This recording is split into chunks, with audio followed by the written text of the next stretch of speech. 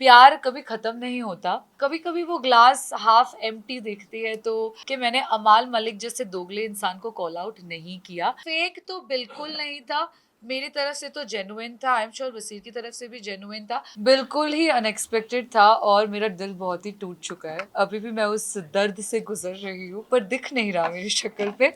But या I am devastated. मैंने सच में नहीं देखा। मुझे बहुत लोगों ने ये कहा था कि आप सोशल मीडिया यूज ही मत करो। आज सुबह जाकर कुछ यहाँ आने से कुछ घंटे पहले मैंने रिएक्शंस देखे और मेरे फीड पे तो पॉजिटिव शॉकिंग, जैसे गौहर ने ट्वीट कर रखा है, तो मेरे इसमें सपोर्ट और प्यार ही आया है और मैं इसको देखकर बहुत खुश हूँ। मैंने उसमें डेफिनेटली रिएक्शन दिया है क्योंकि मैं फरहाना तो मेरी बेस्ट फ्रेंड है। अ, उसके अलावा अगर आज को कल मैं आपको पहचानती नहीं हूँ, आपको भी अगर कोई ऐसा शब्द यूज़ कर ले तो मैं तभी भी आपके लिए उतना ही कठोर स्टैंड लूँगी आपकी तरफ से। तो फरहाना तो मेरी बेस्ट फ्रेंड है तो उस टाइम तो मैंने बहुत ज़्यादा रिएक्शन दिया था। अब वो दिखा है, दिखने में आया है कि नहीं आया है, वो काट दिया गया है, क्या नैरेटिव क्रिएट करके वो दिखाया गया है, वो मुझे नहीं पता। बट डेफिनेटली मैंने उस टाइम पे जब उसको अभिषेक बजाज ने कंसेंट के बिना टच किया था तो मैंने इतना बड़ा बखेड़ा खड़ा कर दिया था घर में।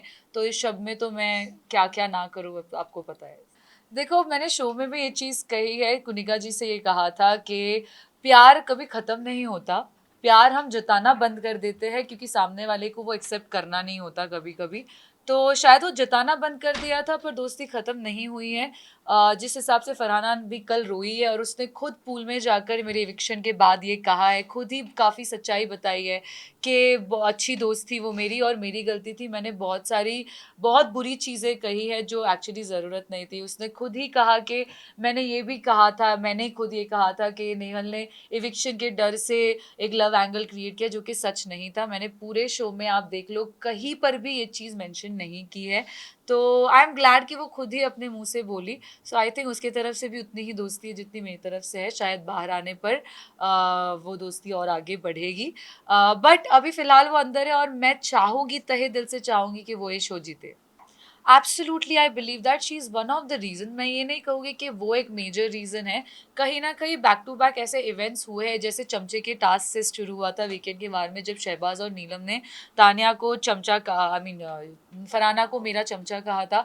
वो कहीं ना कहीं बहुत ज़्यादा अफेक्ट हो गई थी उस रात। मैं भी रोई थी क्योंकि वो 3 घंटे के लिए कुछ कह नहीं रही थी और मुझे बहुत डर लग रहा था कि क्या मुझसे कोई गलती हो गई, क्या मैंने इसको ज़्यादा क्या मैं ज़्यादा स्ट्रॉन्गर दिख रही हूँ जिससे उसको अफेक्ट हुआ। तो वहाँ से ये चीज़ें शुरू हुई, उसके दिमाग में ये नेगेटिव इंप्रेशंस आना।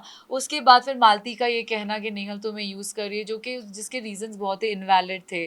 फिर तानिया का ये कॉन्टेक्स्ट चेंज करके उसको बताना, नकारात्मक वाली चीज़। सो आई थिंक कहीं ना कहीं ये सारे लोगों का कंट्रीब्यूशन उसमें रहा है। और फरहाना है ऐसी कि वो दिल पे ले लेती है चीज़ें। वो कभी कभी वो ग्लास हाफ एम्प्टी दिखती है तो आई थिंक वो रीज़न हो सकता है। जी, वो उसने मुझे गले लगाकर कहा कि अगर गलती से कोई गलती हो गई है तो माफ़ करो। मैंने कहा नहीं, आपने बहुत गलती की है और आपको मैं कभी माफ़ नहीं करूँगी और हाँ, I will stick to it. मैं ऐसी इंसान हूँ जो दिल से चीज़ें करती है ज़िंदगी में और एक बार जब कोई मेरी नज़रों से गिर जाता है तो वो गिर जाता है, फिर उसके और मेरे बीच कुछ रिश्ता नहीं हो सकता।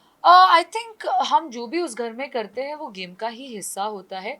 तान्या का जो गेम मैंने देखा, मैनिपुलेशन, नार्सिसिज्म और इतना झूठ बोलना, यहाँ की चीज़ें वहाँ रिश्ते तोड़ना, मुझे लगा कि उस चीज़ को इतनी इंपॉर्टेंस देनी चाहिए कि मैं घर वालों को आकर बताऊँ कि देखो ये शख्स ऐसा है। और सिर्फ तान्या ही नहीं, मैंने ज़ीशान कादरी को भी बहुत ज़्यादा कॉल आउट किया है। तो मेरा फोकस सिर्फ एक इंसान पे नहीं था। मैं अपनी दोस्ती भी निभा रही थी, मैं तान्या को कॉल आउट भी कर रही थी, ज़ीशान कादरी को भी कॉल आउट कर रही थी, मैं टास्क भी खेल रही थी। हाँ, तो मेरा सबसे बड़ा रिग्रेट इस बिग बॉस का एक ही है कि मैंने अमाल मलिक जैसे दोगले इंसान को कॉल आउट नहीं किया।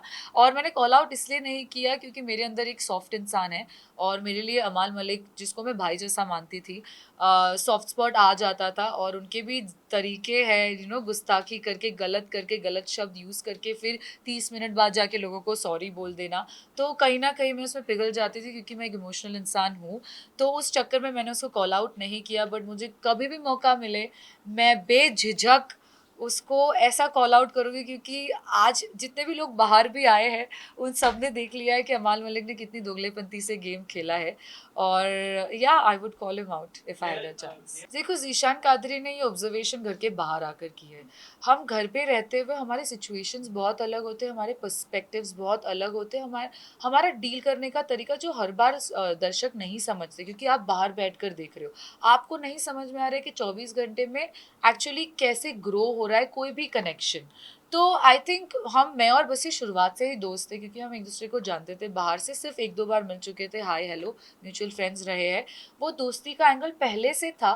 फिर हमारे काफ़ी डिफरेंसेस आए हैं। ज़ीशान कादरी के घर के एग्जिट के बाद मैं और बसीर ज़्यादा क्लोज ग्रो हुए हैं क्योंकि कहीं ना कहीं अगर बसीर ज़ीशान कादरी के साथ ज़्यादा बैठता था तो उसका एक फ्रेंड जाकर उसको, जब ज़ीशान कादरी बाहर भी गए थे तो मैं ही उसको कंसोल करने गई थी, I you okay, don't cry, it's okay. तो कहीं ना कहीं वो बॉन्ड ग्रो हुआ है। फिर फरहाना ने खुद से जो स्पार्क इग्नाइट किया था हम दोनों के बीच में, ये कहकर के मेरे ऑब्जर्वेशन से ऐसा लगता है कि नेहल की आंखों में दिखता है कि वो इमोशनली इंक्लाइंड है तुमसे। तो कहीं ना कहीं बसीर ने भी वो पिक कर लिया और हमारा बॉन्ड ज़्यादा स्ट्रॉन्गर हुआ। हमारे डिफरेंसेस कम हो गए, जो भी हमारी मिसअंडरस्टैंडिंग्स थी वो हमने बात करके क्लियर की है। तो कहीं ना कहीं हमें वो कंफर्ट जोन दिख गया था एक दूसरे में। तो वो फेक वो फेक तो बिल्कुल नहीं था।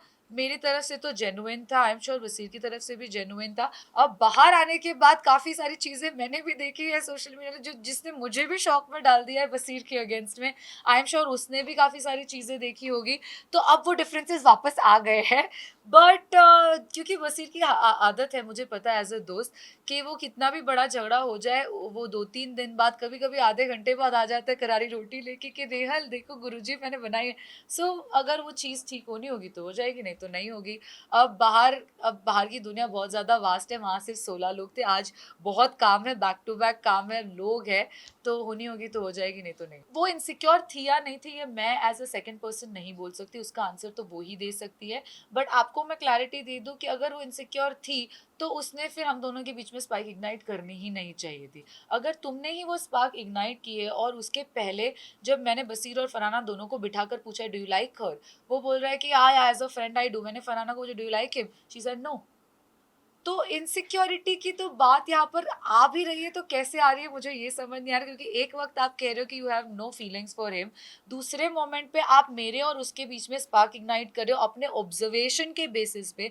फिर जब मैं और बसीर फ्रेंडशिप बॉन्ड ग्रो कर रहे हैं उस पर आप क्वेश्चन भी कर रहे हो उसको फेक एंगल बुला के। I don't know what to say. कभी भी वो फेक लव एंगल तो नहीं था। हम लोग बहुत कंफर्टेबल थे एक दूसरे के प्रेजेंस में। मैं बीमार हो रखी थी विविक्शन से पहले और बसीर ने मेरी बहुत ज़्यादा हेल्प की है उस सिचुएशन में।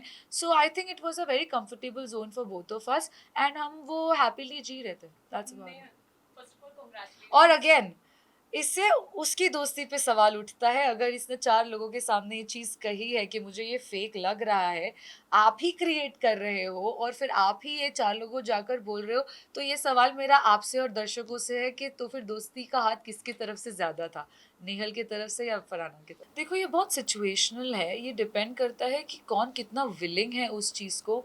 मैं ऐसी इंसान हूँ जो हर रिश्ते को फिक्स करने की कोशिश करती है। मैंने घर में भी ये बहुत बार बसीर को ही बोला है कि बसीर और फरहाना को भी, कि फरहाना मुझे ऐसा लगता है कि टूटी हुई चीज़ जुड़ी जा सकती है अगर आपकी चाह हो तो मेरी ओर से तो चाह है क्योंकि मैं वैसी इंसान हूँ, मैं दिल देने और लेने वाली इंसान हूँ। तो मेरे अंदर वो चाह है। अब किसके साथ ज़्यादा स्ट्रॉन्गर बॉन्ड बनता है वो डिपेंड करता है कि उनकी तरफ से चाह कितनी आ रही है। तो आई थिंक वो फरहाना के बाहर आने के बाद ही पता चलेगा। But I am open because I don't believe in holding grudges. Top 5 मेरे हिसाब से आई थिंक मैं चाहूँगी फरहाना बिग बॉस जीते। फरहाना, मुझे लगता है गौरव खन्ना रहेंगे टॉप 5 में।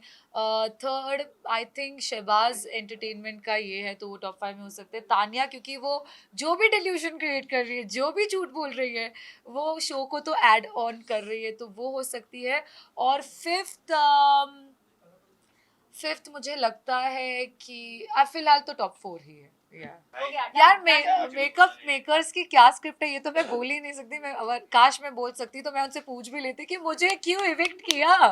पर अब जो भी है, मैं चाहती तो नहीं हूँ कि गौरव खन्ना जीते, क्योंकि आई थिंक उससे बेटर गेम और लोगों का है घर में। बट हो सकता है, वो एक स्मार्ट प्लेयर है, डिप्लोमेसी से खेलते हैं।